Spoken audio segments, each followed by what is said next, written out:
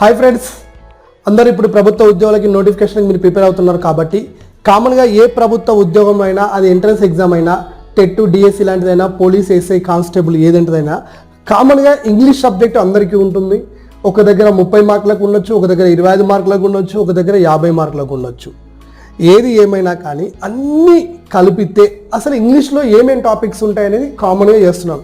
ఇది టెట్లో 30 మార్కులు ఇవే ఉంటుంది, డిఎస్సిలో ఇదే ఉంటుంది, అటుపోతే కానిస్టేబుల్ అదే ఉంటుంది, ఎస్ఐలో ఇదే ఉంటుంది. ఓకేనా? సో కామన్గా మనకు వచ్చేటువంటి ఇంగ్లీష్ గ్రామర్లో ఉండే క్వశ్చన్లు. టెట్ వాళ్ళకి మాత్రం గ్రామర్ ఇచ్చి దాని తర్వాత ఇంకొక అడిషనల్గా మనకి ఇంకొక 6 మార్క్స్ అంటే 24 మార్క్స్ గ్రామర్ ఉంటుంది, 6 మార్క్ వచ్చేసి మెథడాలజీ ఉంటుంది. ఓకేనా? దాని గురించి నేను కలిపి వీడియో వేస్తా. ఇక పోలీసు ఎస్ఐ ఇలాంటి కాంపిటేటివ్ గ్రూప్ 1 గ్రూప్ 2లో ఉండేటువంటి ఇంగ్లీష్, బ్యాంకింగ్లో ఉండే ఇంగ్లీష్, ఇంకా ఏదైనా పర్లేదు, ప్రతి దానికి మాత్రం ఇదే ఇంగ్లీష్ ఉంటుంది. దీనికి అడిషనల్గా 1-2 టాపిక్స్ యాడ్ అయితే వాటిని చెప్తాను. అయితే ఇక్కడ ఉండే మొత్తం టాపిక్స్ అన్ని దీన్ని ఎలా చదవాలి, మీరు ఎలాంటి బుక్స్ రిఫర్ చేయాలి, చదివేటప్పుడు ఎలాంటి పద్ధతులు పాటించాలి అనేది నేను చెప్తాను. ఇది కనుక మీరు వీడియో వింటే ఖచ్చితంగా మీకు ఇంగ్లీష్ సబ్జెక్ట్ పైన ఒక అవగాహన వస్తుంది. బై మార్కులు రావడానికి నా వంతు మీకు సహాయం చేస్తా. అట్లాగే ఇక్కడ ఉన్న ప్రతి ఒక్క గ్రామర్ టాపిక్ నేను వీడియో రికార్డింగ్ చేసుకుంటూ యూట్యూబ్లో పెడతాను. ఇప్పటికే దాదాపు 14 వీడియోలు నేను గ్రామర్ పైన రికార్డ్ చేశాను. అవి కూడా మీరు చూడొచ్చు, కింద డిస్క్రిప్షన్లో ఉంటాయి. ఓకేనా? రైట్. సో ఫ్రెండ్స్, ఇప్పుడు మనం చూస్తే అది కాంపిటేటివ్ ఎగ్జామ్ ఏదైనా కానీ అంటే నేను పదే టెట్ పోలీస్ అనే వర్డ్ వాడతాను, బట్ అన్నిటికీ ఉపయోగపడుతుంది. గ్రూప్ 4లో ఉంటుంది, గ్రూప్ 2లో ఉంటుంది, ఏదైనా సరే అసలు ఇంగ్లీష్ అంటే ఇదే అనే విధంగా చెప్తున్నాను. కామన్గా ఏదైనా మనకి ఎంట్రన్స్ ఎగ్జామ్ ఏదైనా సరే then we can see most of the questions are from the parts of the speeches. Parts of the స్పీచెస్లో మనకు ఏమేమి టాపిక్స్ నుండి క్వశ్చన్స్ ఎక్కువగా వస్తాయి. నౌన్స్, టైప్స్ ఆఫ్ నౌన్స్ ఖచ్చితంగా ప్రతి ఎగ్జామ్లో, అది ఏ ఎగ్జామ్ అయినా 2 నుండి 3 క్వశ్చన్లు కంపల్సరీగా నౌన్స్ బేస్లో ప్లూరల్ సింగులర్ పైన ఇస్తారు. అంటే ప్లూరల్ సింగులర్ పైన అంటే ఏంటిది? ఫర్ ఎగ్జాంపుల్ ఎవ్రీ వన్ అని ఇచ్చాడు అనుకోండి, లేదా ఎవ్రీబడి అని ఇచ్చేసి డాష్ పెయిడ్ ఎగ్జామ్ ఫీ అని ఇస్తాడు. Everybody dash paid exam fee అన్నప్పుడు ఎవ్రీబడి హ్యావ్ పెయిడ్ ఎగ్జామ్ ఫీయా, ఎవ్రీబడి హ్యాడ్ పెయిడ్ ఎగ్జామ్ ఫీయా, ఎవ్రీబడి హ్యాస్ పెయిడ్ ఎగ్జామ్ ఫీయా, ఎవ్రీబడి వాజ్ పెయిడ్ ఎగ్జామ్ ఫీయా, ఇలా ఒక 4 ఆప్షన్స్ అడగొచ్చు. ఇలాంటప్పుడు మనకి ఈ నౌన్స్లో ఎవ్రీబడి అనేది సింగులరా ప్లూరలా ప్లస్ ఇచ్చిన టెన్స్ అనేది ఏంటిదని గుర్తుపెట్టుకుంటే నౌన్స్ పైన అడుగుతాడు. తర్వాత ప్రొనౌన్స్ పైన అడుగుతుంటాడు. సో ప్రొనౌన్స్ ఇప్పుడు నిజం చెప్పాలంటే ఎవ్రీబడి అనేది ప్రొనౌన్స్ సంబంధించినటువంటిది. ఓకేనా? సో ఇండెఫినెట్ ప్రొనౌన్స్ పైన క్వశ్చన్స్ ఎక్కువగా అడుగుతూ ఉంటాడు. తర్వాత వచ్చేసి నౌన్, ప్రొనౌన్, తర్వాత అడ్జెక్టివ్. ఆ ఆర్డర్ ఆఫ్ ద అడ్జెక్టివ్ అడుగుతాడు. అంటే ఒక ఆర్డర్లో అడ్జెక్టివ్ అనేది ఏ ఆర్డర్లో ఉండాలి, ఆ కలర్ కాంబినేషన్, సైజు ఏ ప్లేస్లో ఏది ఉండాలని అడుగుతుంటాడు. తర్వాత వెర్బ్ మనకు తెలిసిందే, ఇందులో వెర్బ్ ఒక పార్ట్గా ఉండిపోయింది. ఆ వెర్బ్ అంటే మన టెన్సెస్లో మీకు ఎట్లా వస్తుంది, types of verbs, all tenses చూసుకోవాలి. Next adjective. అడ్జెక్టివ్కి మళ్ళీ కదా ప్లేస్ ఆఫ్ ద అడ్జెక్టివ్ ఎక్కడ ఉంటుంది. ఓకేనా? ఏ adjective, adverbial places, adverbial clauses అలాంటివి ఇక్కడ అడుగుతూ ఉంటారు. ఇది దీనికి సంబంధించినటువంటిది. ఇకపోతే ప్రిపోజిషన్స్ స్పెషల్ పార్ట్ మనకి ఎట్లాగా ఉన్నది. తర్వాత conjunctions, coordinate conjunctions, subordinate conjunctions, correlative conjunctions, వీటిపైన కామన్గా ప్రశ్నలు అడుగుతారు. ఏదేమైనా ఓవరాల్గా మనకు పార్ట్స్ ఆఫ్ స్పీచ్ నుండి ఖచ్చితంగా 5 క్వశ్చన్స్ రావడానికి ప్రతిసారి ఛాన్స్ అయితే ఉంటుంది. ఇకపోతే టెన్సెస్లో మనకి దాదాపుగా 12 టెన్సెస్ స్ట్రక్చర్స్, వాటి యూసెస్, ఆ టెన్స్కి యూసెస్తో పాటు వాటికి ఉండేటువంటి కీవర్డ్స్ మనం చాలా గుర్తుపెట్టుకోవాలి. Next correct using of the tenses అనేది మనం ఇలా చూసుకోగలిగితే బెటర్. ఇది కామన్గా అయితే 3 నుండి 4 క్వశ్చన్స్ కామన్గా వస్తాయి, which is difficult. And combination of the tenses మీద ఎక్కువగా ఫోకస్ చేయాలి. ఏ 2 టెన్సెస్ కలిపి మాట్లాడొచ్చు, కలిపి మాట్లాడేటప్పుడు which type of conjunctions that we can use, and next what are the different helping verbs are different words that we can see in the different tenses చూసుకోవాలి. Present కండిషన్స్లో మనం వాడకూడని వెర్బుల్ కొన్ని ఉంటాయి, వాటిని మనం ఎక్కువగా ఫోకస్ చేయాలి. ఎక్కువ క్వశ్చన్స్ 12 టెన్సెస్లో 8 క్వశ్చన్స్ 8 టెన్స్ పైన చాలా బాగా వస్తాయి. ఈ 8 టెన్సెస్ ఏవి ఎలాంటి దాని మీద వస్తాయని నేను గతంలో వీడియోలు చేస్తే మీరు దాన్ని చూడొచ్చు. Next voice, active voice and passive voice. మరి చిన్నప్పటి నుండి అవుతున్నా మీకు తెలియదా అంటే కొంచెం డిఫికల్ట్గా వస్తాడండి. అంటే ఇంటరాగేటివ్ సెంటెన్స్లో వాయిస్ ఇచ్చి దాన్ని మార్చమంటాడు. అంటే ఫర్ ఎగ్జాంపుల్ ఇప్పుడు చూడండి, I have return a book అన్నప్పుడు దాన్ని ప్యాసివ్ వాయిస్ రాయమన్నప్పుడు ఎవరైనా ఈజీగా రాస్తాడు. I have return a book has been return by me, కానీ ఇంత ఈజీగా ఇవ్వడు. హూ హ్యాస్ రిటర్న్ బుక్ అని ఇస్తాడు. అలాంటప్పుడు దీనికి who has return this book అనేది మనం ప్యాసివ్ వాయిస్ చేంజ్ అంటే by whom the book has been return అని మనం చేయాలనుకున్నప్పుడు దానికి ఎలాంటి స్టెప్స్ మనం ఫాలో అవ్వాలి, ఇలాంటివి ఎక్కువగా అడుగుతూ ఉంటాడు. కాబట్టి దీని నుండి మనం 2 క్వశ్చన్లు ఎక్స్పెక్ట్ చేయొచ్చు. ప్రిపోజిషన్స్ ఆల్మోస్ట్ ఆల్ 3 క్వశ్చన్లు వచ్చేటువంటిది. ప్రిపోజిషన్లో most of the Indian speakers take the 3 types of తప్పులు జరుగుతూ ఉంటాయి మనకి. ఒకటి ఏంటంటే we don't use a preposition where it is needed. అవసరం ఉన్న దగ్గర వాడం, ఫస్ట్ తప్పు.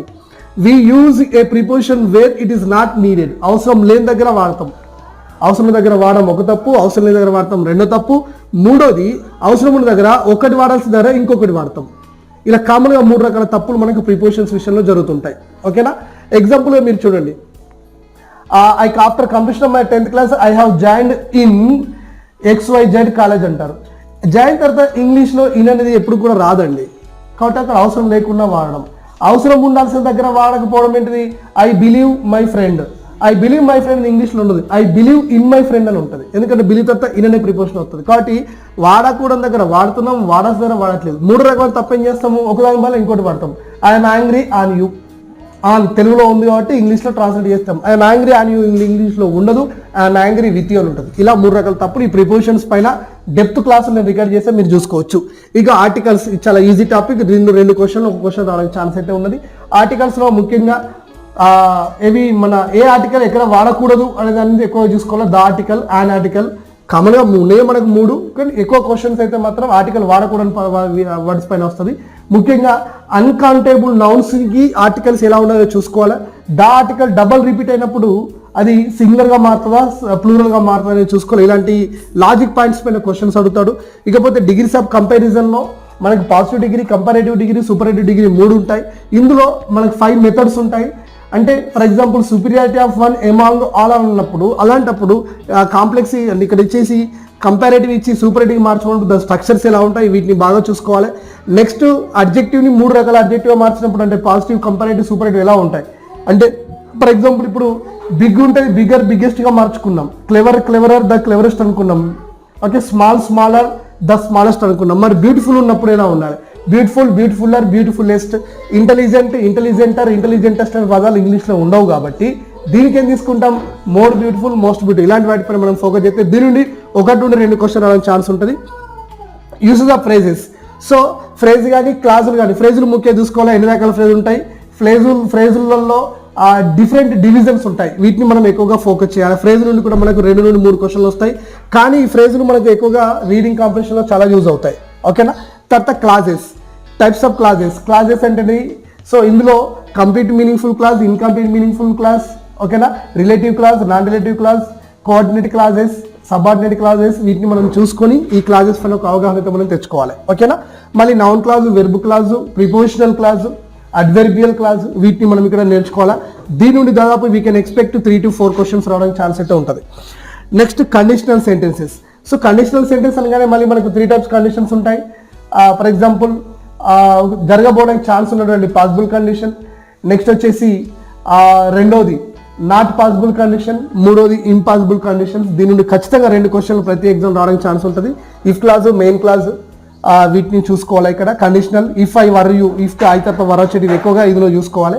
దీంట్లో ప్యాసివ్ వాయిస్లో ఎక్కువగా ఇస్తాడు దీన్ని. అంటే గతంలో జరిగిన ఎస్ఐ ఎగ్జామ్ కానీ, టెట్ ఎగ్జామ్ కానీ, డిఎస్ ఎగ్జామ్ కానీ, ఎస్ఐ ఎగ్జామ్ కానీ కండిషనల్ 2 క్వశ్చన్లు దిగుతాయి. ఖచ్చితంగా దానికి పాసిటివ్ వాయిస్లో అడుగుతాడు. అందుకే యాక్టివ్ వాయిస్, పాసిటివ్ వాయిస్ మనం బాగా నేర్చుకుంటే ఇది బాగా చేయొచ్చు. Next reported speech, direct and indirect speech. ఈ డైరెక్ట్ అండ్ ఇండైరెక్ట్ స్పీచ్లో రూల్స్ రెగ్యులేషన్ ఎంత నేర్చుకున్నా కానీ ఇండైరెక్ట్ స్పీచ్లో కొన్ని రూల్స్ రెగ్యులేషన్ మనం ఫాలో అవ్వకుండా డైరెక్ట్గా రాసేస్తాం, అందుకే మిస్టేక్స్ ఎక్కువ జరుగుతూ ఉంటాయి. ఇండైరెక్ట్ స్పీచ్లో ముఖ్యంగా ఇంటరాగేటివ్ సెంటెన్స్ అనేది ఇండైరెక్ట్ స్పీచ్లో ఎటు మారుతుంది? క్వశ్చన్ మనకి ఎప్పుడు ఇంటరాగేటివ్ సెంటెన్స్ విత్ WHతో ఇస్తాడు. అలాంటప్పుడు ఒకే సెంటెన్స్లో డైరెక్ట్ స్పీచ్లో 3-4 వెర్బులు ఇస్తాడు. ఆ వెర్బులన్నీ పాస్ట్ టెన్స్లోకి ఎలా తీసుకెళ్లాలనేది ఎక్కువగా అడుగుతూ ఉంటాడు. లేకపోతే ఒక ప్యాసివ్ వాయిస్ని డైరెక్ట్ స్పీచ్లో ఇస్తాడు, దాన్ని మనం ఇండైరెక్ట్ స్పీచ్లో ప్యాసివ్ వాయిస్ని ఎలా రాయాలనే దాని పైన మనం చూడాలి. అంటే యాక్టివ్ అండ్ ప్యాసివ్ వాయిస్ కలిసి ఒకే క్వశ్చన్లో ఇచ్చి డైరెక్ట్ ఇండైరెక్ట్ స్పీచ్ రాయమంటాడు. ఇది మనం చూసుకోవాలి. ఇక క్వశ్చన్ ట్యాగ్స్. క్వశ్చన్ ట్యాగ్స్ కామన్గా మనందరికీ తెలిసిన ఈజీ టాపిక్సే, కాకపోతే క్వశ్చన్ ట్యాగ్లో లాజిక్ క్వశ్చన్స్ అడుగుతాడు. అంటే క్లోజ్ ద డోర్ అనే దానికి ఏం రావాలి కింద ఇస్తాడు. క్లోజ్ ద డోర్ అని సూటబుల్ క్వశ్చన్ ట్యాగ్ ఏది? Will you, would you, can you, don't you, ఇలా 4 అడుగుతాడు. విచ్ వన్ ఈస్ కరెక్ట్ అంటే ముఖ్యంగా ఇంపరేటివ్ సెంటెన్స్ బేస్లో అడుగుతూ ఉంటాడు. ఓకేనా? అలాంటివి కాకుండా ఏంటిది ఇండెఫినెట్ ప్రొనౌన్స్ వచ్చినప్పుడు somebody has closed the door, దీనికి క్వశ్చన్ ట్యాగ్ ఏంటిదని వస్తుంది. ఇలాంటివి వచ్చినప్పుడు మనం ఎలా వాడాలి? క్వశ్చన్ ట్యాగ్స్ పైన ఒక మంచి అవగాహన మనం తెచ్చుకోవాలి. దీనికి సంబంధించి గ్రామర్ క్లాస్ మనం రికార్డ్ చేసేస్తున్నాం. ఇక టైప్స్ ఆఫ్ సెంటెన్సెస్లో simple, interrogative, okay, negative sentence, interrogative and negative sentence, వీటిని చూసుకొని వీటితో పాటు కంజంక్షన్స్ నేర్చుకోవాలి. కంజంక్షన్స్ ఆల్రెడీ మనకి ఇక్కడ పార్ట్స్ ఆఫ్ స్పీచ్లో వస్తాయి. కంజంక్షన్స్ నేర్చుకున్నప్పుడు కంజంక్షన్ బేస్డ్లో మనకి సింపుల్ కానీ కంపౌండ్ కానీ కాంప్లెక్స్ సెంటెన్సెస్ ఉంటాయి. దీంట్లో వచ్చేసి coordinate conjunction, subordinate conjunctions. Coordinate conjunction, subordinate conjunction బాగా వచ్చినప్పుడు అప్పుడు అవి ఎలా మారుతుంటాయి, ఓకేనా. మెయిన్ క్లాజు, సబార్డినేట్ క్లాజులు అంటే ఏంటిది, కాంప్లెక్స్ సెంటెన్స్లో ఎన్ని మెయిన్ క్లాజులు ఉంటాయి, ఎన్ని సబార్డినేట్ క్లాసులు ఉంటాయి, కాంపౌండ్ సెంటెన్స్లో ఎన్ని మెయిన్ క్లాసులు సబార్డినేట్ క్లాసులు ఎలా ఉంటాయి, వీటిపైన అవగాహన చేస్తే దీని నుండి. ఇకపోతే ఇప్పుడు మనం చెప్పుకున్నట్టుగా రిపోర్టెడ్ స్పీచ్కి 2 మార్కులు వస్తుంది, క్వశ్చన్ ట్యాగ్ 1 మార్కు కంపల్సరీగా వస్తుంది, టైప్స్ ఆఫ్ సెంటెన్స్ పైన ఒక 3 మార్కులు రావడానికి ఛాన్స్ ఉంది, సింపుల్ కాంప్లెక్స్ కంపౌండ్ పైన 2 మార్కులు రావడానికి ఛాన్స్ ఉంది. ఫ్రేజల్ వెర్బ్స్, ఓకేనా, ఇది వొకాబులరీ పార్ట్లో వస్తుంది కామన్గా అయితే ఫ్రేజల్ వెర్బ్ అనేది. దీనికి దాదాపుగా మనం 2 క్వశ్చన్లు అయితే వేసుకోవచ్చు. సో ఫ్రేజల్ వెర్బ్లో ఒక ఫ్రేజల్ వెర్బ్ అనేది ఎలా తయారవుతుంది అంటే, ఒక వెర్బ్కి ప్రిపోజిషన్ యాడ్ కావడం వల్ల ఒక ఫ్రేజల్ వెర్బ్ కావచ్చు, ఒక వెర్బ్కి అడ్వెర్బ్ యాడ్ కావడం వల్ల ఒక ఫ్రేజల్ వెర్బ్ కావచ్చు. దీని రూట్ మొత్తం తెలుసుకొని రూట్స్ మీద మనం కొంచెం ఫోకస్ చేస్తే 2 మార్కులు దీని నుండి క్యాచ్ చేయొచ్చు. ఇకపోతే composition. So composition letter writing కానీ ప్రిసిస్ రైటింగ్ కానీ కామన్గా అయితే మనకు అడిగేటువంటి ప్రశ్నలు ఇది చూసుకోవాలి. ఇంజనీరింగ్ లెవెల్లో ఉండేదానికైతే రెజ్యూమే రైటింగ్ అవి అడుగుతున్నాడు. ఎస్ఐలో పేపర్ ఇంగ్లీష్లో ఉండేటువంటి పేపర్ ఏదైతే మనకు పేపర్ 3 ఉంటుందో దాంట్లో మాత్రం కొంచెం డెప్త్గా అడుగుతాడు, అది దానికి సపరేట్ నేను వీడియో చేస్తా. ఇకపోతే వొకాబులరీ చాలా ముఖ్యమైనటువంటి పాయింట్ మనకి ఇది వొకాబులరీ, ఓకేనా. దాదాపుగా వొకాబులరీ నుండే 6 ప్రశ్నలు అంటే 5 నుండి 6 ప్రశ్నలు మనకు వొకాబులరీ రావడానికి ఛాన్స్ అయితే ఎక్కువగా ఉంటుంది. ఈ వొకాబులరీలో మనం చూసుకున్నట్టయితే సినానిమ్స్, అదే అర్థం ఇచ్చేటువంటి వేరే పదాలు, ఇవి ఎక్కువగా అడుగుతుంటాడు. ఎక్కువ మార్కులు మనం పోగొట్టుకుని కూడా వొకాబులరీ. ఎందుకంటే ఏ సార్ అయినా నీకు ఎవరైనా కానీ, ఏ కోచింగ్ సెంటర్ ఎంత మార్క్ అని కోచింగ్ సెంటర్ అయినా కానీ గ్రామర్ నీకు అచ్చుగుద్దినట్టు చెప్తారు. వొకాబులరీలో పద్ధతులు చెప్తారు తప్ప వొకాబులరీ మొత్తం నేర్పించడం సాధ్యం కాదు. ఎందుకు అంటే వొకాబులరీ చాలా పెద్ద లిస్టే ఉంటుంది. ఆ లిస్ట్ని ఎవరు చెప్తారు బోర్డు మీద చెప్పడానికి వీలుగా, నీకు కూడా బోర్ కొడుతుంది. 2 నిమిషాలు అంటే 3 నిమిషాలు నువ్వు వినవు. కాబట్టి వొకాబులరీ మనం డైలీ చదవాలి. ఎప్పుడైతే నువ్వు కాంపిటెన్సీ ఎగ్జామ్లో ఉద్యోగం సాధించాలనుకుంటున్నావో ఆ రోజు నుండే నీకు ఒక ప్రాపర్ టైం టేబుల్ తయారు చేసుకొని, ఇంగ్లీష్కి ఒక టైం టేబుల్ క్రియేట్ చేసుకుని, వొకాబులరీకి ఒక కనీసం 20 నిమిషాలు 10 నిమిషాలు కేటాయించుకొని ఆ 20 నిమిషాల్లో కనీసం 20 వర్డ్స్ కొత్త నేర్చుకుంటట్టు ఉంటేనే మనకి వొకాబులరీ అనేది బలంగా వస్తుంది. ఎందుకంటే మనకి రీడింగ్ కాంప్రహెన్షన్ ప్యాసేజ్ అని ఒక ప్యాసేజ్ ఉంటుంది. ఈ రీడింగ్ కాంప్రహెన్షన్ ప్యాసేజ్లో వొకాబులరీ రానప్పుడు అలా డిఫికల్ట్ వర్డ్ ఒకటి ఇస్తే ఉంది. ఇప్పుడు మీకు చిన్న సెంటెన్స్ చెప్తాను. ఐ హ్యావ్, ఇక్కడ రాస్తాను చూడండి, I have seen a chameleon or chameleon అని నేను రాశాను. ఇప్పుడు ఐ హ్యావ్ సీన్ నేను చూసా, ఈ కెమేలియన్ ఏంటిది నాయన, దీని ప్రొనౌన్సియేషన్ మనకు రాదు, అయిపోయింది. ఇప్పుడు సెంటెన్స్ మొత్తం అర్థం కాదు. కెమేలియన్ ప్రొనౌన్సియేషన్ వచ్చిన కానీ దాని యొక్క మీనింగ్ రాదు, మనకి సెంటెన్స్ మొత్తం అర్థం కాదు. అలా ఒక వర్డ్ రాకపోతే ద ఎంటైర్ మీనింగ్ పోతుంది. కాబట్టి అప్పుడు మనం తెలుసుకోవాలి, ఓకేనా. Then my friend has given me an albatross that was so beautiful అని. ఆల్బెట్రస్ అనేది ఏంటిది? బ్యాగా, పెన్నా, పెన్సిలా, మొబైలా, గిఫ్టా, అది మనకు తెలియాలంటే మినిమం వొకాబులరీ రావాలి. ఈ వొకాబులరీ మనం చూడాల్సిన సినానిమ్స్, యాంటనిమ్స్.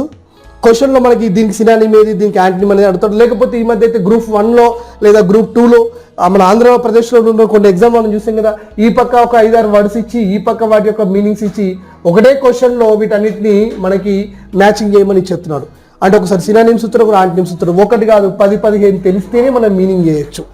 గతంలో ఐసెట్ ఎంట్రన్స్ ఎగ్జామ్ కానివ్వండి, ఎంట్రన్స్ ఎగ్జామ్లో ఎలా క్వశ్చన్ అడిగేది, ఇక్కడ ఒక వర్డ్ ఇచ్చి దీనికి ఈ 4 ఏది సినానిమ్ అడిగేవాడు అని. కాబట్టి ఈ ఒక్కదానికి సినానిమ్ తెలిస్తే ఆన్సర్ వచ్చేది, ఈ ఒక్కదానికి యాంటనిమ్ తెలిస్తే ఆన్సర్ వచ్చేది. ఇప్పుడు అట్లా అడగట్లే, ఈ పక్క ఒక వర్డ్ కాకుండా ఒక 4-5 వర్డ్స్ ఇచ్చి ఈ పక్క 4-5 వర్డ్స్ ఇచ్చి దానికి మ్యాచ్ చేయమంటున్నాడు. అంటే ఇక్కడ ఖచ్చితంగా ఇచ్చిన 4 వర్డ్స్కి మనకు మీనింగ్ తెలుసుంటేనే ఈ ఒక్క మార్క్ వరకే మనం 10-15 చదవాలి. ఇలా కొన్ని డేపుగా చదువుకుంటాయి. సో హోమోఫోన్స్, ఒకే రకంగా పలికేటువంటి పదాలు కొన్ని ఉంటాయి, వాటిని మనం చూసుకోవాలి, ఓకేనా.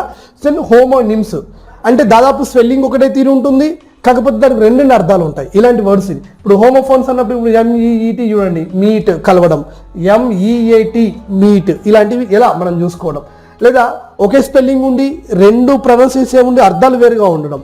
హోమోనిమ్స్లో ఫర్ ఎగ్జాంపుల్ చూడండి, ఇప్పుడు బ్యాంక్ అన్నాం, so it is a place where we can deposit our money అనేది ఒకటి ఉంటుంది.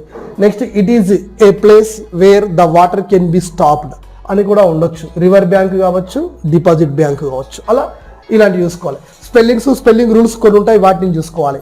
ఇక్కడ ఓవరాల్గా వొకాబులరీకి అత్యంత ఎక్కువ మార్కులు రావడానికి ఛాన్స్ ఉంది. కాబట్టి ఒక్కొక్క దాంట్లో ఒకటి మార్క్ అయితే మీకు ఖచ్చితంగా తగులుతుంది. పంక్చుయేషన్ మార్క్స్ కామన్ చూసుకోవాలి. మీకు ఒక 4 రకాల సెంటెన్స్లు ఇస్తాడు, ఇచ్చి ఈ కింది వాళ్ళలో కరెక్ట్ పంక్చుయేషన్ ఉన్న పంక్చుయేషన్ కాబడిన వర్డ్ని గుర్తుపట్టండి అంటారు, ఆ సెంటెన్స్ని గుర్తుపట్టండి అంటారు. కాబట్టి ఎక్కడ ఏ పంక్చుయేషన్ మార్క్స్ వస్తుంది, మనకు ఉన్నటువంటి 16 డిఫరెంట్ పంక్చుయేషన్ మార్క్స్ని మనం ఇక్కడ ఎనాలిసిస్ చేసుకోవాలి. తర్వాత ప్రిఫిక్స్ సఫిక్సెస్. సో ప్రిఫిక్సెస్ ఏముంటాయి, types of prefixes, week prefixes, strong prefixes, next derivational prefixes, suffixes, వీటిపైన మనం చూసుకోవాలి. కొంచెం ఫంక్షనల్ అంటే ఏంటివి, డెరివేషనల్ అంటే ఏంటివి, వీటిపైన మనకు అవగాహన ఉండాలి. సఫిక్సెస్ మార్చున్నప్పుడు సెంటెన్స్ యొక్క ఓకేనా, ఇక్కడ ఇవ్వబడిన సెంటెన్స్ యొక్క సిలబుల్స్ ఏ విధంగా డివిజన్ అవుతాయి అన్నట్టు చూసుకోవాలి. Next one word substitutes. So one word substitutes నుండి ఖచ్చితంగా మనకి ఎంత తక్కువ 2 మార్కులు రావడానికి ఛాన్స్ ఉంటుంది. ఈ వన్ వర్డ్ సబ్స్టిట్యూట్స్ అంటే ఒక వర్డ్కి ఒక వర్డే మీనింగ్ ఉంటే అది సినానిమ్ అనుకోవచ్చు, కానీ ఒక వర్డ్కి ఒక సెంటెన్సే మీనింగ్ ఉంటుంది. ఎగ్జాంపుల్ ఇప్పుడు చూడండి, I have seen a deep examination to a dead body. ఈ deep examination to a dead body అనేటువంటి ఇంత పెద్ద మీ వర్డ్ని సింపుల్గా ఎలా చెప్పొచ్చు, పోస్ట్ మార్టం అని చెప్పొచ్చు. So the one word substitute for the word post mortem is a deep examination to a dead body. కాబట్టి వన్ వర్డ్ సబ్స్టిట్యూట్స్ నేర్చుకోవాలా. నేను దీనికి ఈజీగా గుర్తుపెట్టుకోవడానికి కాంపిటేటివ్ ఎగ్జామ్లో రావాలంటే 250 వన్ వర్డ్ సబ్స్టిట్యూట్స్ రికార్డ్ చేశాను. అద్భుతంగా ఉన్నాయి. ప్రతిదానికి ఒక పిక్చర్ ఇచ్చాను, ప్రతిదానికి స్టోరీ చెప్పాను. నోట్స్ రాయకుండా క్లాస్ వింటే ఖచ్చితంగా గుర్తుపెట్టుకోవచ్చు. మెమరీ స్కిల్స్ ఉపయోగించి నేను రికార్డ్ చేసి పెట్టేసాను, యూట్యూబ్ ఛానల్ ఉంటాయి, అవి ఇంకా అప్లోడ్ చేయాలి, చేస్తాం చూడండి. నెక్స్ట్ ఈడియమ్స్ ఉన్నాయి, చాలా బెటర్. వొకాబులరీలో దాదాపుగా మేజర్ పార్ట్ ఈడియమ్స్ కాబట్టి దీని నుండి కూడా మనం 2 నుండి 3 క్వశ్చన్స్ మనం ఎక్స్పెక్ట్ చేయొచ్చు. సో ఈడియమ్స్ అంటే ఏంటిది అంటే తెలుగులో సొంత వాక్యాల్లాగా ఉండేటువంటి జాతీయాలు. ఈడియంకి మీనింగ్ ఉంటుంది, అది సర్ఫేస్ మీనింగ్, డెప్త్ మీనింగ్ 2 ఉంటాయి. దీనికి ఒక ఎగ్జాంపుల్ రాయగలగాలి. అంటే ఇప్పుడు మీకు ఎలా ఇస్తాడంటే I have seen many black sheep on the road లేదా ఇన్ దట్ అమెరికా అని ఇచ్చాడు అనుకోండి. ఈ బ్లాక్ షీప్ మీనింగ్ ఏంటిది అని అంటే so a type of goat అని ఇస్తాడు. Next the culprits in the society అని ఇస్తాడు. Some of the people who are taking coaching with the help of the black people అని ఇస్తాడు. సమ్ అన్వర్తి పర్సన్స్ అని ఇస్తాడు, ఇవన్నీ ఇస్తాడు. బ్లాక్ షిప్ యొక్క అర్సన్స్ మీనింగ్ ఏంటి, దాన్ని మనం ఎందుకు వాడుతున్నాం అక్కడ అడుగుతాడు. ఓకేనా. నౌ మై ఫ్రెండ్ హీజ్ ఇచ్చాడు. For example my friend Rakesh is a dog in the manger. My friend Rakesh is a dog in the manger అని ఇచ్చి డాగ్ ఇన్ ద మేంజర్ అనే దానికి మీనింగ్ ఏంటని అడుగుతాడు. ఓకేనా. ఇంటెలిజెంట్ అని ఇస్తాడు, లేకపోతే వెరీ ఫెయిత్ఫుల్ అని ఇస్తాడు, ఇంకేమో 4 మీనింగ్స్ ఇస్తాడు. అప్పుడు అది ఏది కరెక్ట్ అని చెప్పడానికి దీంట్లో వస్తుంటాయి idioms. Next correction of sentences. ఇదంతా గ్రామర్ అయితే కరెక్షన్ ఆఫ్ సెంటెన్సెస్ పైన మనకు క్వశ్చన్స్ వస్తాయి. Next sequence. సీక్వెన్స్ అంటే ముందు వెనకాల ఇచ్చి ఒక సెంటెన్స్ని ఇచ్చేసి ఆర్డర్ మిస్ చేసి దాన్ని ఒక ఆర్డర్లో తయారు చేయమంటాడు. కాబట్టి అప్పుడు కరెక్ట్ గ్రామటికల్గా మీనింగ్ రావాలి. ఇంతకుముందు అయితే పాతకాలం గ్రామర్లో ఒకటే సెంటెన్స్ ఇచ్చి దాన్ని ఆర్డర్లు చేయమంటాడు. ఇప్పుడు అట్లా కాదండి, 4 సెంటెన్స్లు మనకి ఇచ్చేసి 4 ఏది ఆర్డర్లో ఉందని అడుగుతాడు. అంటే ఇక్కడ place of adverb, place of time, place, వీటిని కరెక్ట్గా మనం అంటే పార్ట్స్ ఆఫ్ స్పీచ్ బాగా నేర్చుకోగలిగితే ఈ order of the sequence of the sentence correct వస్తుంది. ఓకేనా.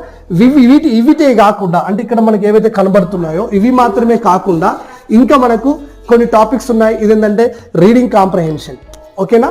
సో ఇక్కడ 20 టాపిక్స్ అనేవి కాబట్టి 21 ఆర్సీ రీడింగ్ కాంప్రహెన్షన్. దాదాపు ప్రతి ఒక్క కాంపిటేటివ్ ఎగ్జామ్లో మనకు 2 నుండి 3 రీడింగ్ కాంప్రహెన్షన్స్ అయితే వస్తాయి.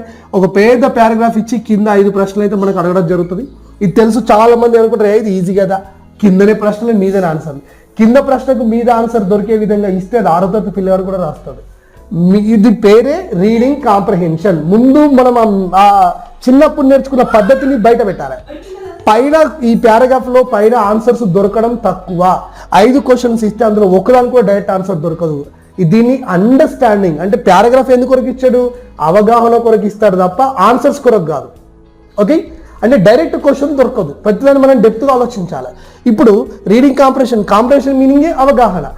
మీరు ఇప్పుడు ఇవ్వండి, 2 సార్లు టెట్ జరిగింది, 2 సార్లు కానిస్టేబుల్ ఎగ్జామ్ జరిగింది, ఎస్ఐ ఎగ్జామ్ 2-3 సార్లు జరిగింది, ఐసెట్ ఎంట్రన్స్ ఎగ్జామ్, బ్యాంకింగ్, ఏదో ఒక పారాగ్రాఫ్ పట్టుకోండి. 5 క్వశ్చన్లకు మీద ఆన్సర్ దొరకవు. బట్ అవగాహన కొద్దీ ఎనాలిసిస్ చేయగలగాలి మనం, అప్పుడు మాత్రం ఆన్సర్ దొరుకుతుంది. కాబట్టి ఒక 2-3 రావడానికి ఛాన్స్ ఉంటుంది. బ్యాంకింగ్ ఎగ్జామ్ అయితే 3 ఇస్తాడు 15 మార్కులకి. టెట్ అవి అయితే 1, ఎస్ఐ కానిస్టేబుల్ అయితే 1 రావడానికి ఛాన్స్ అయితే ఉంది. ఇక మనం చూసుకుంటే రీడింగ్ కాంప్రహెన్షన్. దీని తర్వాత రీడింగ్ కాంప్రహెన్షన్ తర్వాత మనకి ఇంకా ఉన్నది ఏంటంటే ఫొనెటిక్స్. ఓకేనా. కామన్గా ఈ ఫొనెటిక్స్ అనేటువంటి టాపిక్ ఎప్పుడైనా కానీ పెద్దగా ఇంగ్లీష్ లాంగ్వేజ్లో అడిగేది కాదు, అంటే గ్రామర్లో అయితే అడిగేది కాదు, కానీ ఇప్పుడైతే అడుగుతున్నారు. అంటే దీంట్లో మన ఫొనెటిక్స్లో మనకి ఏంటి sounds, speech sounds, pronunciation differences, దీంట్లో వచ్చేసి మళ్ళీ మనకు సిలబుల్స్, ఆ తర్వాత స్ట్రెస్ మార్కింగ్, ఆ తర్వాత rising tone, falling tone, that is called intonation. ఇలాంటి టాపిక్స్ కూడా మనకి ఇప్పుడు కామన్గా కాంపిటేటివ్ ఎగ్జామ్లో అక్కడక్కడ తగులుతూ ఉన్నాయి. ఎస్ఏ ఎగ్జామ్లో ఒక 2 క్వశ్చన్లు వేసేసాడు సిలబుల్స్ పైన. కింద ఉన్నాయి ఏవి అంటే దేనికి ఏది రైమింగ్ అవుతుందని చెప్పి అడిగాడు. సో రైమింగ్ అనేది ఎక్కడ తీసుకుంటాం, మనం ఫొనెటిక్స్లోనే తీసుకుంటాం. ఫొనెటిక్స్ అనేది ఇంటర్మీడియట్లో ఉన్నది, కానీ అక్కడ నేర్చుకునేది వేరు, ఇక్కడ కాంపిటేటివ్ ఎగ్జామ్ నేర్చుకునేది వేరు. కాబట్టి ఈ టైప్స్ ఆఫ్ సిలబుల్స్లోనే మళ్ళీ మనకి స్ట్రెస్ మార్క్స్, రూల్స్, రెగ్యులేషన్స్, ఆ తర్వాత ఇంటర్నేషనల్ ఎక్కడ రైజింగ్ టోన్ ఉంది, ఎక్కడ ఫాలింగ్ టోన్ ఉంది, దీన్ని యూస్ కోసం స్పీచ్ సౌండ్స్, ఆర్టికులేషన్స్, ఇవి కామన్గా మనకు వచ్చేటువంటి ప్రశ్నలు. సో వీటన్నిటిని మనం ఒకసారి గ్రిప్లో పెట్టుకోగలిగితే, వీటిపైన ఒక మంచి కమాండింగ్ మనకు రాగలిగితే, అది ప్రభుత్వ ఉద్యోగం ఏదైనా సరే ఇంగ్లీష్కి భయపడకుండా ఖచ్చితంగా మనం మంచి మార్కులు అయితే సాధించవచ్చు. దీన్ని మనం చూసుకోవాలి, ఎక్కడ కూడా మనం మిస్ చేయొద్దు. ఈ అన్ని గ్రామర్ల పైన ఒక్కొక్క దానిపైన కొన్నిటికి 4 క్లాసులు అవుతాయి, కొన్ని 5 క్లాసులు అవుతాయి, కొన్ని 6 క్లాసులు కూడా అవుతాయి. ఎందుకంటే మేము ఇప్పుడు యూట్యూబ్లో రికార్డ్ చేస్తే 2 గంటలు రికార్డ్ చేయలేము. నేనైనా కోచింగ్ సెంటర్కి వెళ్ళి క్లాస్ చెప్తే 2 గంటలు 3 గంటలైనా కంటిన్యూగా చెప్తా. అక్కడ కూర్చుంటాడు, అది మనకు అవసరం, ఫీజు కట్టినట్టు కూర్చుంటాడు. యూట్యూబ్లో మేము ఉచితంగా అందిస్తాం కాబట్టి జనాలకు నచ్చదు. అందుకే 10 నిమిషాలు 15 నిమిషాల కంటే ఎక్కువ మేము వీడియోలు పెట్టాం. అలాంటప్పుడు ఏమవుతుంది, 3 గంటలు మేము చెప్పేటువంటి ఆ క్లాస్ని ఇక్కడ 15 నిమిషాలు కూడా రికార్డ్ చేస్తే ఏకంగా 15-20 క్లాసులు అవుతాయి. అంటే ఒకటే టాపిక్ ఫేస్ టు ఫేస్ చెప్తే తొందరగా అయిపోతుంది, 2-3 గంటలు అయిపోతుంది. అదే టాపిక్ యూట్యూబ్లో వీడియోలు అప్లోడ్ చేయాలంటే చాలా ఉంటుంది. ఇప్పుడు నేను 3 గంటలు కంటిన్యూగా నేను వీడియో రికార్డ్ చేశాను అనుకోండి యూట్యూబ్లో సంబంధించి, దాన్ని ఎవరు వినరు. ఒకటి మేము ఉచితంగా అందిస్తున్నాం, దాని వాల్యూ తెలియదు, రెండోది ఎవడంటాడు పోనీ అంటుంటుంది. అందుకని చేసి 15 నిమిషాలు కూడా వీడియో పెడతాం. కానీ ఓవరాల్గా ఇప్పుడు ఇవన్నీ క్లాసులెస్ పైన మంచి వీడియోలు రికార్డ్ చేయాలంటే నాకు 100 క్లాసులు అయినా నేను 100 వీడియోస్ అయినా అప్లోడ్ చేయొచ్చు. అయినా ఇంకా దీనిపైన ప్రాక్టీస్ బాగా చేయాలి. కాబట్టి మీరు గుర్తుపెట్టుకోండి, ఓకేనా? రైట్. ఇప్పటివరకు దాదాపు అన్ని కాంపిటేటివ్ ఎగ్జామ్కి టెట్ వాళ్ళకి సంబంధించి సపరేట్గా ఇప్పుడే ఇంకా టెట్లో ఇంకా కొన్ని అడిషనల్ టాపిక్స్ ఉంటాయి.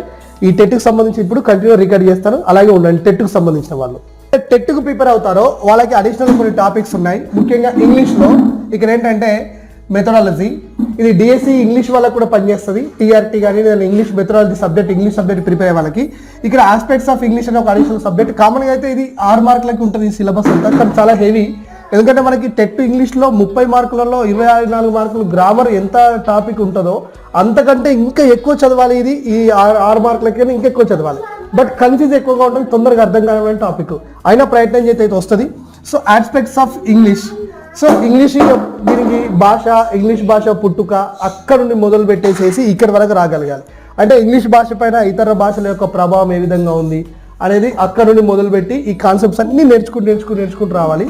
సో ఇక్కడ Indo European languages, family, English ఏ ఫ్యామిలీకి సంబంధించింది, ఎలా స్కాండినేవియన్, ఫ్రెంచ్ ఇన్ఫ్లుయెన్స్, తర్వాత ఇతర భాషల యొక్క ఇన్ఫ్లుయెన్స్, లాటిన్, గ్రీక్ ఇన్ఫ్లుయెన్స్, వాటన్నిటి మన ఇందులోకి వస్తూ ఉంటాయి.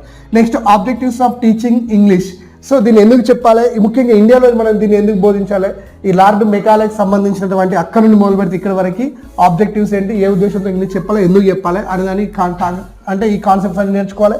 అట్లాగే విద్యాశాఖ అంటే విద్యాపరమైనటువంటి కమిటీలు ఏవైతే ఉన్నాయో అక్కడి మొదలు ఇక్కడ దాకా ఉన్నటువంటి కమిటీలు, ఏ కమిటీ ఇంగ్లీష్ లాంగ్వేజ్ని ఎలాగా పెట్టాలని చెప్పేసింది, ఓకేనా? మన ఇండియా తర్వాత అంటే ఆఫ్టర్ ఇండిపెండెన్స్ తర్వాత ఈ విద్యాశాఖ పైన కమిటీలు ఏమేమి ఉన్నాయి, దీంట్లో ఒక్కొక్క కమిటీ ఏమేమి చెప్పింది, ఆ కమిటీలో ఒక సిఫారసులు ఎంతవరకు అమలు చేశారని దీంట్లో చాలా డెప్త్గా చదవాల్సి ఉంటుంది. ఇక ఫొనెటిక్స్, సో ఈ ఫొనెటిక్స్లో స్పీచ్ సౌండ్స్, ఫొనెటిక్స్ ట్రాన్స్క్రిప్షన్స్, వీటిపైన మనం చూసుకోగలగాలి. తర్వాత డెవలప్మెంట్ ఆఫ్ లాంగ్వేజ్ స్కిల్స్, పిల్లలలో లాంగ్వేజ్ స్కిల్స్ డెవలప్మెంట్ ఎలా చేయాలి, LSRW అంటే ఏంటిది.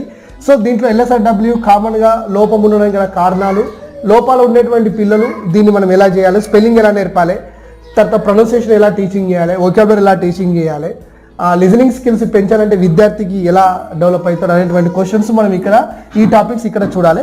తర్వాత అప్రోచెస్, మనం ఇంగ్లీష్ లాంగ్వేజ్ చెప్పడానికి ఉండే అప్రోచెస్లు ఏమేమి ఉన్నాయి, తర్వాత మెథడ్స్ ఏమేమి ఉన్నాయి, ఓకేనా? సో సిచ్యువేషనల్ అప్రోచ్ ఇలా మనకు ఉంది. మెథడ్, డైరెక్ట్ మెథడ్ అంటే ఏంటిది, గ్రామర్ ట్రాన్స్లేషన్ మెథడ్ అంటే ఏంటిది, ఏ మెథడ్స్ ఎలా మనం ఫాలో అవుతున్నాము ఇది చూసుకోవాలి. నెక్స్ట్ వచ్చేసి టెక్నిక్స్, ఎన్ని రకాల టెక్నిక్స్ మనం వాడచ్చు, వొకాబులరీ చెప్పడానికి ఉన్న టెక్నిక్స్ ఏవి, గ్రామర్ చెప్పడానికి ఉన్న టెక్నిక్స్ ఏవి, ప్రోజ్ చెప్పేటివేంటి, పోయిటరీ చెప్పేటివేంటి, రూల్స్ రెగ్యులేషన్స్ అన్నీ ఇందులో ఉంటాయి. తర్వాత remedial teaching, so remedial teaching మనకి ఏమేమి ఉన్నాయి, దీనికి ఉండాల్సినవి మనం ఇక్కడ ఈ టాపిక్లో చూసుకోవాలి. TLM, సో teaching learning material, English language టీచింగ్లో ఈ TLM ఏమేమి ఉంటాయి, ఓకేనా? ఎన్ని రకాల TLM మనం వాడచ్చు. సో ఓల్డెన్ పుస్తకాల్లో ఇప్పటికీ మీరు B.Edలో అక్కడిక్కడ చూసే పుస్తకాల్లో మళ్ళీ అదే అన్ని పాతకాలం పద్ధతిలో వచ్చి రైల్వే అనౌన్స్మెంట్ అని చెప్పేసి ఏవో పనికిరాని బోర్డులు అవన్నీ ఉన్నాయి. ఇప్పుడు TLM మనకు mobile phone TLM, WhatsApp TLM, ఓకేనా. రోడ్డు మీద కనిపించే ప్రతిదీ టీఎల్ఎంఏ. ఎన్నో రకాల టీఎల్ఎంస్ ఉన్నాయి మోడర్న్గా. దీనిపైన ఇంకా బుక్స్ అయితే మారతలేవు, బుక్స్ రాపిస్తలేరు, ప్రభుత్వాలు కూడా ఆ దిశగా కసరత్తులు చేస్తలేవు. అన్ని పాత బుక్లు ఉన్నాయి కాబట్టి మనం కొత్త టీఎల్ఎం క్రియేట్ చేసుకోవాలి. కొత్తగా మనకి ఏమేమి ఉన్నాయి దీన్ని చూసుకోవాలి. సో ఇంగ్లీష్ లాంగ్వేజ్ టీచింగ్లో ఉండే టీఎల్ఎం చూసుకోవాలి. తర్వాత లెసన్ ప్లాన్స్ ఏ విధంగా రాస్తాం, ఇప్పుడు ప్రస్తుతం ఉండే లెసన్ ప్లాన్స్ ఏ రకంగా ఉంటాయి. So lesson plans period wise, unit wise, year wise. ఆ తర్వాత మళ్ళీ ఇదే లెసన్ ప్లాన్ని మనము డే వైజ్ ఎట్లా చేస్తాం, పిల్లల యొక్క దాని యొక్క వాళ్ళ యొక్క అభిప్రాయాన్ని అంటే వ్యూస్ ఎక్కడ చెప్తా ఉంటాం మనం. నెక్స్ట్ లెసన్ ప్లాన్లో ఎన్ని రకాలుగా మనకి హెడ్డింగ్స్ ఉంటాయి, సో వాటిని ఏమేమి ఎక్కడ రాస్తాం. నెక్స్ట్ క్లాస్ రూమ్ ట్రాన్సాక్షన్లో ఉండేటువంటి స్టెప్స్ ఏంటి అనేవి అన్నీ కూడా లెసన్ ప్లాన్ బేస్లో క్వశ్చన్స్ వస్తుంటాయి. Next curriculum. ప్రస్తుతం అయితే ఇప్పుడు మన కరికులం టెక్స్ట్ బుక్ ఏ విధంగా తయారు చేయబడుతుంది, 6th క్లాస్ నుండి 10th క్లాస్కి ఉండేటువంటి ఇంగ్లీష్ లాంగ్వేజ్ టెక్స్ట్ బుక్లో వాళ్ళు వాడినటువంటి విధి విధానాలు ఏంటిది. ఇప్పుడు రీడింగ్ ఏ, రీడింగ్ బి, రీడింగ్ సి మన దగ్గర తీసుకున్నారు. దీంట్లో రీడింగ్ ఏలో ఏముంది, రీడింగ్ బిలో ఏముంది, రీడింగ్ సిలో ఏముంది.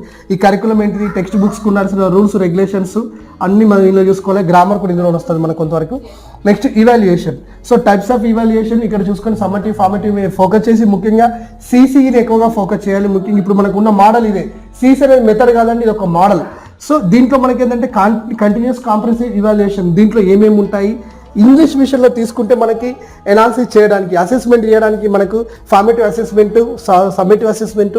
ఒక అకాడమిక్ ఇయర్లో ఎన్ని రకాల ఫార్మేటివ్ అసెస్మెంట్ ఉంటాయి, ఎన్ని రకాల ఫార్మేటివ్ సమ్మేటివ్ అసెస్మెంట్స్ ఉంటాయి.